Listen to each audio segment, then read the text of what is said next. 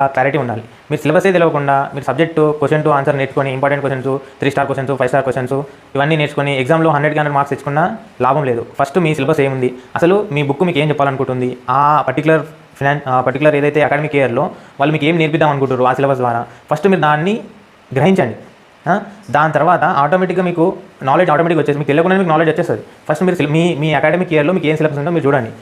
నేను విద్యార్థుల తల్లిదండ్రులకు కానీ వాళ్ళ టీచర్లకు కానీ నేను చెప్పాలనుకుంటున్న విషయం ఏంటంటే ఫస్ట్ మీ స్టూడెంట్స్కి మీ పిల్లలకి వాళ్ళ సిలబస్ ఏంటో ఒకసారి అడగండి. వాళ్ళు చెప్పిరా ఓకే, ఇన్కేస్ చెప్పలేదంటే ఫస్ట్ వాళ్ళ సిలబస్ ఏంటో వాళ్ళకి నేర్పించండి. ఆ తర్వాత వాళ్ళ అకాడమిక్ ఇయర్లో యాజ్ పర్ షెడ్యూల్ వాళ్ళకి ఏ మంత్లో ఏ టాపిక్ ఇన్ టైంలో కంప్లీట్ అవుతుందా లేదా, ఇన్ కేస్ అయితే ఆ టాపిక్ని వాళ్ళు ఎన్నిసార్లు రివిజన్ చేశారు.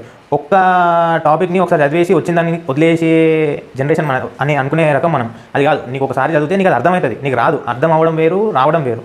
నువ్వు ఒకసారి నీకు అర్థమైన దాన్ని 1కి 10 సార్లు రివిజన్ చేస్తే అది మైండ్లో ఫీడ్ అయిపోయి ఉంటుంది. నెక్స్ట్ ఇంకో 10 ఇయర్స్ 20 ఇయర్స్ తర్వాత కూడా నీకు ఆ టాపిక్ని గుర్తుండాలంటే 1కి 10 సార్లు నువ్వు ఆ టాపిక్ని లేదా పర్టికులర్ లెసన్ని రివిజన్ చేసి ఉండాలి. ఇది ఎట్లా సాధ్యమవుతుంది అంటే నీ సిలబస్ మీద నీకు పట్టు ఉంటే అసలు నీ సిలబస్లో ఏ సబ్జెక్ట్లో ఎన్ని టాపిక్లు ఉన్నాయి, ఏ మంత్లో ఏ టాపిక్ కవర్ చేయాలి, మొత్తం ఒక అకాడమిక్ ఇయర్లో నీకు ఎన్ని వర్కింగ్ డేస్ ఉన్నాయి, ఆ వర్కింగ్ డేస్లో నువ్వు చదివేది ఎంత, నువ్వు నేర్చుకునేది ఎంత, నువ్వు ఎన్నిసార్లు రివిజన్ చేస్తున్నావు, దాన్ని బట్టే నీ నాలెడ్జ్ అనేది డిపెండ్ అయి ఉంటుంది. నువ్వు ఎగ్జామ్లో నీకు ఇంపార్టెన్స్ క్వశ్చన్స్ ఇచ్చి దాంట్లో 20 క్వశ్చన్లు ఇస్తావు, 10 ఎగ్జామ్లు వస్తాయి, 10కి 10 రాస్తావు, 100కి 90 మార్కులు వస్తాయి, 95 మార్కులు వస్తాయి, ప్రోగ్రెస్లో 95% రిపోర్ట్ వస్తుంది, మీ డాడీ సంతకం పెడతాను. అది కాదు మ్యాటర్. ఇక్కడ నాలెడ్జ్ ఎక్కడ లాక్ అవుతుందంటే నీకు సిలబస్ పైన పట్టులేదు. నీకు సిలబస్ పైన పట్టు ఉంటే నువ్వు ఏ కాంపిటేటివ్ ఎగ్జామ్ అయినా వితౌట్ కోచింగ్ నువ్వు క్లియర్ చేయగలుగుతావు.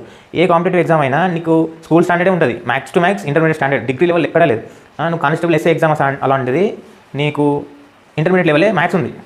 నువ్వు ఇంటర్మీడియట్ లెవెల్లో స్కూల్ బుక్స్ వన్స్ నువ్వు ప్రిపేర్ అయినావంటే నీకు ఏ కోచింగ్ లేకుండా నువ్వు గవర్నమెంట్ జాబ్ ఈజీ క్రాక్ చేయగలుగుతావు. అట్లీస్ట్ గ్రూప్ 4 లెవెల్ వరకు నువ్వు క్లియర్ చేయగలుగుతావు. ఇది ఎక్కడ నుండి, ప్రైమరీ లెవెల్ నుండి మీరు సిలబస్ని అకార్డింగ్గా ప్రిపేర్ అవ్వడం మీ పిల్లలకి నేర్పిస్తే ఆటోమేటిక్గా వాళ్ళ ఫ్యూచర్ అనేది బ్రైట్గా ఉంటుంది. వాళ్ళకి ఇంకోరిపైన డిపెండ్ అవ్వాల్సిన అవసరం ఉన్నది. వాళ్ళు ఏం చదువుతున్నారు, ఏం నేర్చుకుంటారు అనేది వాళ్ళంతటా వాళ్ళు నేర్చుకోగలుగుతారు. అండ్ వన్ మోర్ థింగ్, నేను ఇంకోటి చెప్పాలనుకున్నది ఏంటంటే అకాడమిక్స్తో పాటు అదర్ నాలెడ్జ్ కూడా గెయిన్ చేసుకోవడం బెస్ట్.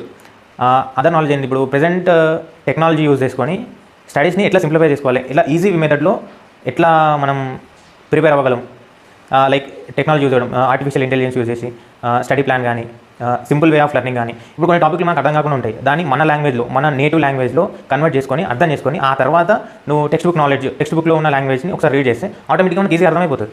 సో ఇలాంటి టెక్నాలజీ యూజ్ చేసుకొని ప్రతి ఒక్క ఇంట్లో మొబైల్ లేని ఇల్లు అసలే లేదు.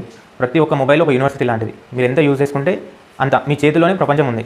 దాన్ని మీరు పాజిటివ్గా వాడతారా, నెగిటివ్గా వాడతారా, అది మీ చేతిలో ఉంటుంది. సో ప్రతి ఒక్క విద్యార్థి తల్లిదండ్రులు, టీచర్లు, ప్రతి ఒక్కరు ఫస్ట్ విద్యార్థులు ఎవరైతే ఉన్నారో వాళ్ళ సిలబస్ పైన ఫోకస్ చేయండి. ఆ తర్వాత వాళ్ళ స్టడీస్ ఆటోమేటిక్గా ఇంప్రూవ్ అవుతాయి. ఒక్కసారి మీరు ఇది ప్రయత్నం చేసి చూడండి, రిజల్ట్ మీకు తెలుస్తుంది. Thank you.